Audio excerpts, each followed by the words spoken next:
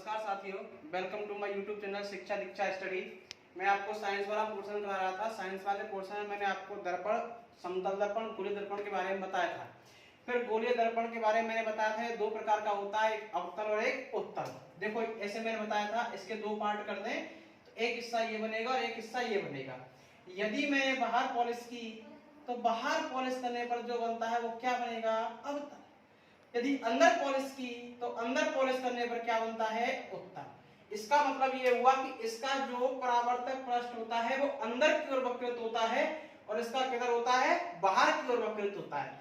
इसके बाद मैं आपको पढ़ाने वाला था यहाँ पे गोलीय दर्पण के लिए कार्तीय निर्देशांक पद्धति। कार्तीय निर्देशांक पद्धति में हमने जो डेफिनेशंस लिखी थी उनमें से कुछ मैंने आपको बताया था कि फोकस दूरी कहाँ होती है, बुक क्या होती है, दर्पण का ध्रुव क्या होता है, वक्रता केंद्र क्या होता है, वक्रता त्रिज्या क्या होती है, और लास्ट में मैंने बताया था फोकस दूरी और वक्रता त्रिज्या में क्या संबंध होता है। फिर उसके बाद आज हम जो बात करने वाले हैं वो कार्तीय निर्देशांक पद्धति में। देखो इसमें सेम कंडीशन वही लगती हैं जो हम जैसे कि ग्राफ पढ़ते हैं। देखो ग्राफ में हम क्या पढ़ते हैं, ग्राफ में हम बताते हैं कि ये दो अक्ष होती हैं, ये x और ये x डैश, ये y और ये y डैश। सेम कंडीशन वही है। और जहां दोनों अक्ष आपस में मिलती हैं उसे हम क्या बोलते हैं, मूल बिंदु। क्या बोलते हैं उसे, मूल बिंदु। यदि मूल बिंदु से इधर जाएंगे तो संख्या कैसी आती है, प्लस की, और इधर जाएंगे तो संख्या कैसी आएंगी, माइनस की। यदि हम ऊपर जाएंगे तो कैसी आएंगी, प्लस की, और नीचे जाएंगे तो कैसी आएंगी, माइनस की। सेम कंडीशन आपको यही याद रखना है कि ये जो कार्तीय निर्देशांक पद्धति है ये सेम किसकी तरह काम करेगी, जैसे कि ग्राफ की तरह। ग्राफ में जब दोनों अक्ष आपस में कहीं भी काटती हैं तो वो क्या होता है, मूल बिंदु। मूल बिंदु से दाईं तरफ जाने पर वो क्या आएगा, प्लस का, इधर जाएंगे तो क्या आएगा, माइनस का, इधर जाएंगे तो ऊपर जाएंगे तो प्लस, नीचे जाएंगे तो माइनस। अब इसके साथ में हमें यह देखना है कि इसको हम गोलीय दर्पण पर कैसे अप्लाई करें। देखो मैंने दोनों प्रकार के गोलीय दर्पण यहाँ पे ले लिए, एक ये ले लिया और एक ये ले लिया। यदि मैं इसके बाहर पॉलिश कर दूं, देखो ये मैंने बाहर पॉलिश कर दी, यहाँ पे पॉलिश कर दी, तो ये कौन सा बन जाएगा, अवतल। और यदि मैंने इसके अंदर पॉलिश कर दी ऐसे, अंदर पॉलिश कर दी ऐसे, तो ये क्या बन जाएगा, उत्तल। अब देखो सबसे पहला नंबर एक, इसका सबसे पहला रूल क्या है, नंबर एक, इसमें हम सभी दूरियां कहां से मापते हैं, मूल बिंदु से। तो सीधी सीधी बात है, इनका भी कोई ना कोई मूल बिंदु होगा, और वो मूल बिंदु क्या होता है, दर्पण का ध्रुव, जिसे किससे एंट्री करते हैं, P से। यहां भी क्या होगा, P। यानी कि सभी दूरियां किससे मापी जाती हैं, ध्रुव से मापी जाती है। सभी दूरियां ध्रुव से मापी जाती हैं। अब इस ध्रुव से होकर क्या जाती है, एक मुख्य अक्ष, और इससे भी क्या जाएगी, एक मुख्य अक्ष। अब देखो दर्पण कोई सा भी हो, दर्पण कोई सा भी हो, बिंब हमेशा इधर रखा जाएगा, यानी कि लेफ्ट साइड में रखा जाएगा। ये अवतल है तो भी लेफ्ट साइड में, और उत्तल है तो भी लेफ्ट साइड में। यानी दूसरा जो नियम हुआ वो क्या हुआ कि बिंब हमेशा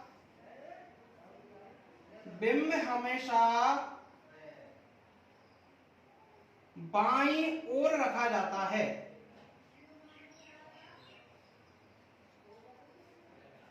दूसरा नियम क्या हुआ, बिंब हमेशा बाईं ओर रखा जाता है, चाहे दर्पण अवतल है चाहे दर्पण उत्तल है। पहला क्या है कि सभी दूरियां ध्रुव से मापी जाती हैं, ध्रुव से माप लिया, सभी दूरियां ध्रुव से मापी जाएंगी, बिंब इधर रखेंगे, वो हमेशा कहां रखा जाएगा, बाईं ओर। नंबर 3, ध्रुव से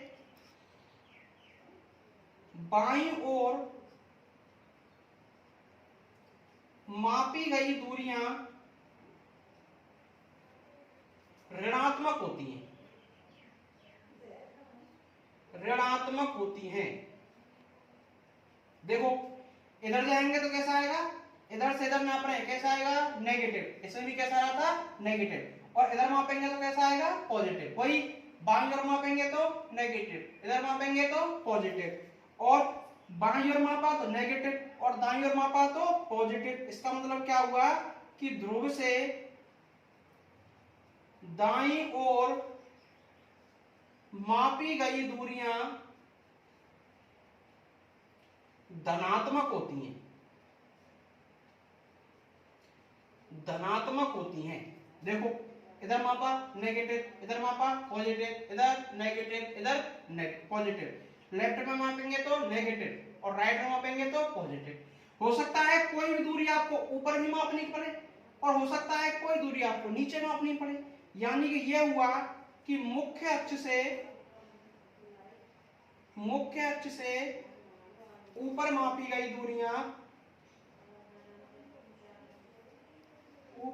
गई दूरियां धनात्मक एवं नीचे मापी गई दूरियां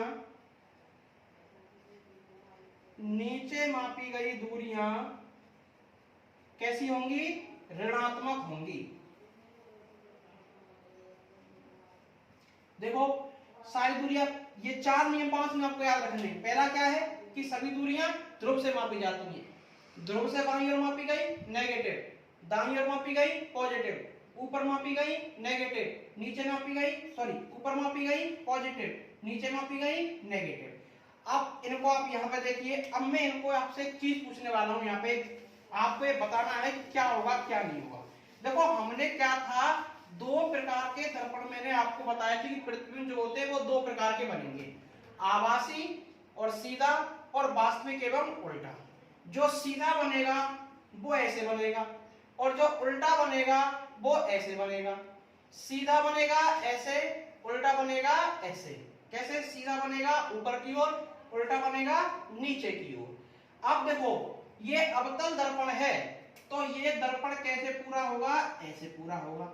इसका मतलब ये हुआ इसका वक्रता केंद्र कहाँ होगा? इधर। फोकस दूरी कहाँ होगी? इधर। और ये दर्पण है तो कैसे पूरा होगा? ये ऐसे पूरा होगा। इसका मतलब ये हुआ इसका वक्रता केंद्र इधर और फोकस दूरी इधर। अब देखो इसकी फोकस दूरी इधर है तो हम इधर मापेंगे ना, तो कैसी आएगी? नेगेटिव। इसकी फोकस दूरी इधर है, इधर मापेंगे ना फोकस बिंदु को, तो कितना आएगा? पॉजिटिव। यानी कि यदि मैं आपको एक चार्ट बनाऊं यहाँ पे, और चार्ट कैसे बनाऊं? देखो चार्ट में ऐसे बनाता हूं, यहाँ पे लिखता हूं मैं फोकस दूरी। सबसे पहले लिखेंगे हम बिंब दूरी। सबसे पहले क्या लिखेंगे?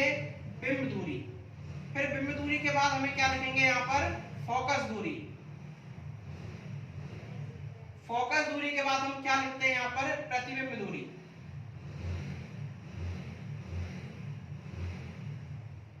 प्रतिबिंब दूरी के बाद बिंब दूरी, फोकस दूरी, प्रतिबिंब दूरी। ओके, ये 3 चीजों पे बात करते हैं। और दर्पण हमारे पास 2 प्रकार के, ये 3 ही चीज आनी चाहिए ढंग से। दर्पण हमारे पास 2 प्रकार के, एक तो अवतल और एक है उत्तल। अब देखो उत्तल और अवतल की फोकस दूरी सबसे पहले क्या देखेंगे? बिंब दूरी। मैंने बताया दर्पण कोई सा भी हो, बिंब हमेशा लेफ्ट साइड में रखा जाएगा। तो लेफ्ट साइड में रखेंगे तो दोनों ओर की दूरियां कैसी आएंगी? नेगेटिव। अवतल में भी बिंब दूरी कैसी आएगी? नेगेटिव। उत्तल में भी कैसी आएगी? नेगेटिव। अब यहां देखो अवतल का फोकस बिंदु इधर है तो इधर से इधर चलेंगे तो कैसा आएगा? नेगेटिव। और इसका फोकस बिंदु इधर है, इधर से इधर चलेंगे तो क्या आएगा? पॉजिटिव। अब जो प्रतिबिंब दूरी होती है, प्रतिबिंब 2 प्रकार से बनेगा। एक तो बनेगा दर्पण के सामने और एक बनेगा दर्पण के पीछे। यानी पीछे तो ये वाला और सामने ये वाला। अब देखो दर्पण के सामने यदि कोई प्रतिबिंब बने, दर्पण के सामने इधर की ओर, इधर बने चाहे इधर बने, इधर बनेगा तो भी कैसा आएगा? नेगेटिव। और इधर बनेगा तो कैसा आएगा? पॉजिटिव। प्रतिबिंब दूरी कैसे नापेंगे कि प्रतिबिंब कहां बन रहा है? प्रतिबिंब 2 ही जगह बनता है, एक तो बनेगा दर्पण के सामने और एक बनेगा दर्पण के पीछे। दर्पण के सामने इधर की ओर बनेगा तो वो कैसा आएगा? नेगेटिव। और दर्पण के पीछे इधर की ओर बनेगा तो वो कैसा आएगा? पॉजिटिव। अब बात आती है कि प्रतिबिंब की प्रकृति भी 2 प्रकार की थी। देखो प्रतिबिंब की प्रकृति भी हमने यहाँ पर दो प्रकार की पढ़ी थी। एक कौन सी पढ़ी थी? आभासी, जिसको कैसा बनता है प्रतिबिंब? सीधा। और एक कैसा बना था? उल्टा। अब देखो, यदि सीधा बनेगा तो मुख्य अक्ष के ऊपर की ओर जाएगा, और ऊपर की ओर जाएगा तो हमेशा कैसा आएगा? पॉजिटिव।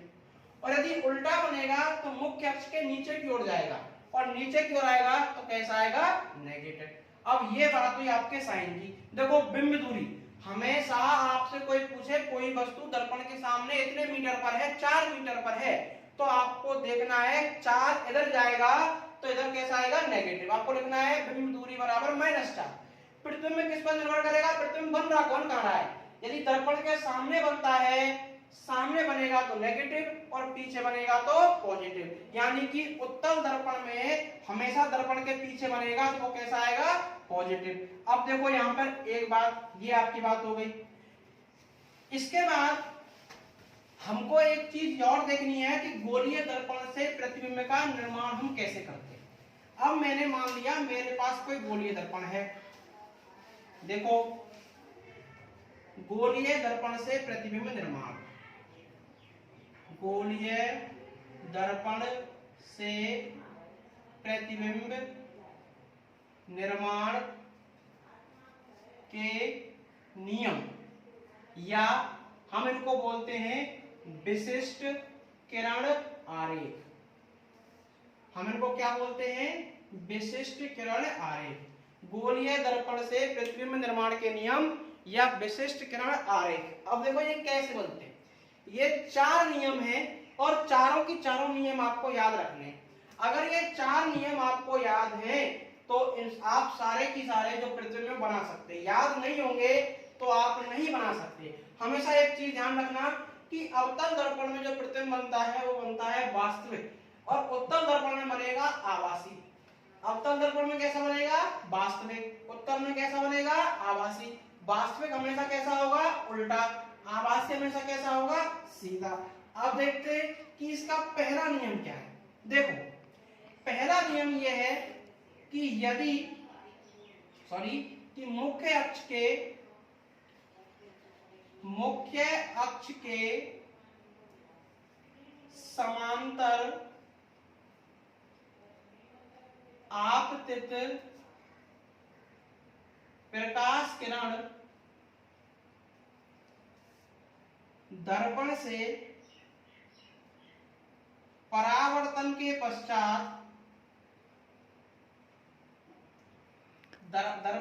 परावर्तन के पश्चात मुख्य फोकस से गुजरती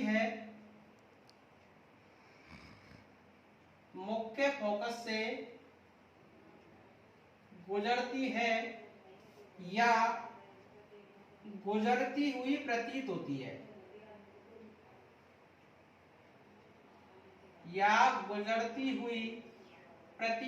मैंने बताया था अवतल दर्पण में तो होगा और उत्तल में ऐसा होता हुआ प्रतीत होगा। अवतल दर्पण में तो वास्तव में गुजरेगी, लेकिन उत्तल दर्पण में गुजरती हुई क्या होगी? प्रतीत होगी। देखो जैसे मैंने बनाया, ये अवतल दर्पण और ये उत्तल दर्पण। अवतल दर्पण में कहां पॉलिश करनी है हमें? बाहर की ओर। ये हमने पॉलिश कर दी ऐसे।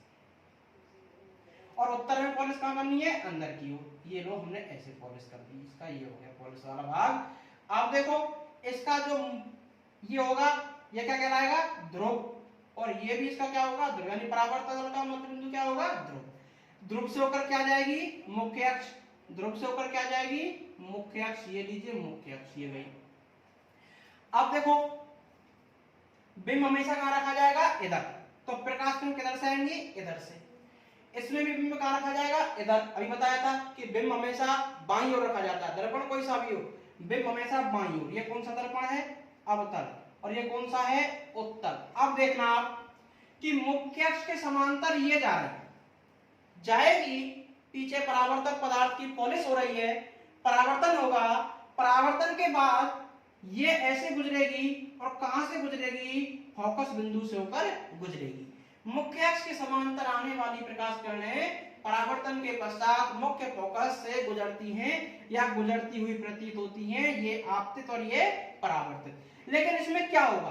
देखो इसमें होगा ये ये प्रकाश कण यहाँ से आई, ये मैंने इसका मान लिया फोकस बिंदु यहाँ, ये आई, लेकिन वास्तविकता में इधर क्या हो रहा है, इधर परावर्तक पदार्थ की पॉलिश हो रही है, तो इधर तो जाएगी नहीं, टकरा के वो ऐसे चली गई, मान लो ऐसे परावर्तित हो गई।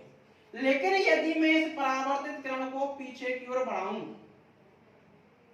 यदि मैं इस परावर्तित किरण को पीछे की ओर बढ़ाऊं, तो मुझे कहां से आती हुई प्रतीत होती है, फोकस बिंदु से आती हुई प्रतीत होती है, फोकस बिंदु की गुजरती हुई प्रतीत होती है। मैंने बताया था इसमें जो होगा वो सब एक्चुअली में होगा, और इसमें जो होगा वो कैसा होगा, प्रतीत होगा।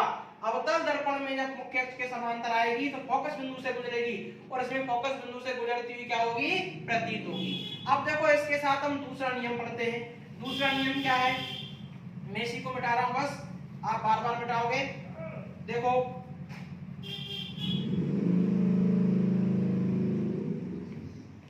देखिए दूसरा नियम क्या है, दूसरा नियम है कि फोकस बिंदु की ओर, फोकस बिंदु की ओर आपतित किरण परावर्तन के पश्चात, परावर्तन के पश्चात मुख्य अक्ष के समांतर हो जाती है, मुख्य अक्ष के समांतर हो जाती है। देखो कैसे, ये हमारा फोकस बिंदु है, ऐसे कोई प्रकाश कण आपतित हो रही है, टकराएगी, टकरा के कैसे हो जाएगी, मुख्य अक्ष के समांतर। ऐसे कोई प्रकाश कण यहाँ पे अब देखो इसमें आएगी तो नहीं, लेकिन इसमें आती हुई प्रतीत होगी। देखो ऐसे मैं इसको बढ़ाऊं तो ऐसा लगेगा ये कहां से गुजर रही है, ये गुजर रही है फोकस बिंदु F की ओर आपतित हो रही है। ये परावर्तन होगा तो कैसी हो जाएगी, मुख्य अक्ष के समांतर। देखो दूसरा नियम कि फोकस बिंदु की ओर आपतित किरण परावर्तन के पश्चात मुख्य अक्ष के समांतर हो जाती है। इसमें तो आपतित होगी, लेकिन इसमें आपतित होती हुई क्या होगी, प्रतीत होगी। अब देखो इसमें तीसरा पॉइंट, तीसरा नियम, इसको मिटा रहा हूं मैं यही मिटाऊंगा बार बार बार बार, आप नया नया बनाओगे। आप जब कॉपी में इनको लिखोगे तो नया नया बनाओगे, मैं इसी को बार बार मिटाऊंगा। देखो रे कैसे, इसको भी मिटा देते हैं। नंबर 3 क्या है, देखो ये इसका वक्रता केंद्र था, कि वक्रता केंद्र, वक्रता केंद्र की ओर आपतित किरण, वक्रता केंद्र की ओर आपतित किरण परावर्तन के पश्चात, परावर्तन के पश्चात उसी पथ पर वापस लौट जाती है, उसी पथ पर वापस लौट जाती है, इसे अवलंबी किरण भी कहते हैं, वापस लौट जाती है। जिस पथ पर आई थी उसी पर आएगी, मतलब इसका परावर्तन नहीं होगा। जैसे कोई किरण वक्रता केंद्र पर ऐसे आ रही थी तो इसी पथ पर आएगी और इसी पथ पर टकराकर कहां चली जाएगी, वापस। ये हुई आपका वक्रता केंद्र। अब देखो यहाँ इसका वक्रता केंद्र है, मान लिया मैंने, तो इसकी ओर आएगी तो नहीं, लेकिन पीछे की ओर बढ़ाएंगे तो मैं ऐसा लगेगा कि इस बिंदु से आ रही है, तो जैसी आएगी उसी दिशा में वापस चली जाएगी। इसको हम क्या कहते हैं, अविलंबी किरण भी कहते हैं। फोकस बिंदु वाली किरण को क्या बोल रहे थे, फोकसीय किरण भी बोल रहे थे। देखो तीसरा क्या है कि दर्पण पर वक्रता केंद्र की ओर आपतित किरण परावर्तन के पश्चात उसी पथ पर वापस लौट जाती है। ये आई, वक्रता केंद्र से गुजर रही है, ऐसे ही निकल जाएगी। ये वक्रता केंद्र की ओर आती हुई प्रतीत होगी, लेकिन वक्रता केंद्र पर वापस जाएगी नहीं। अब देखो चौथा नियम क्या है, चौथा नियम ये है, देखो कि दर्पण के ध्रुव पर तिर्यक दिशा में आपतित किरण दर्पण के ध्रुव पर तिर्यक दिशा में आपतित किरण तिर्यक दिशा में ही परावर्तित होती है, तिर्यक दिशा में ही परावर्तित होती है। तिर्यक दिशा में आएगी और तिर्यक दिशा में ही जाएगी। ये रहा ध्रुव, देखो ध्रुव की ओर तिर्यक दिशा में आई, तिर्यक दिशा में ही जाएगी। ध्रुव की ओर तिर्यक दिशा में आपतित किरण तिर्यक दिशा में ही परावर्तित होती है, ऐसे जाएगी और ऐसे आएगी, ऐसे जाएगी और ऐसे आएगी। तो ये हमारे गोलीय दर्पण थे। परावर्तन के जो विशिष्ट किरण आरेख थे वो एक 4 थे। इन चारों को आप आज देखिएगा। कल की वीडियो में आपको अवतल दर्पण, उत्तल दर्पण में प्रतिबिंब निर्माण बताऊंगा। आप इस चैनल को सब्सक्राइब कीजिए। नेक्स्ट वीडियो तक कल के लिए इंतजार कीजिए, लेकिन आज पहले इनको एक तरीके से याद कर लेना, एक बार कॉपी पर लिख लेना, ताकि जब मैं कल आपको किरण आरेख सिखाऊं तो आपको कोई आपत्ति या दिक्कत नहीं आए।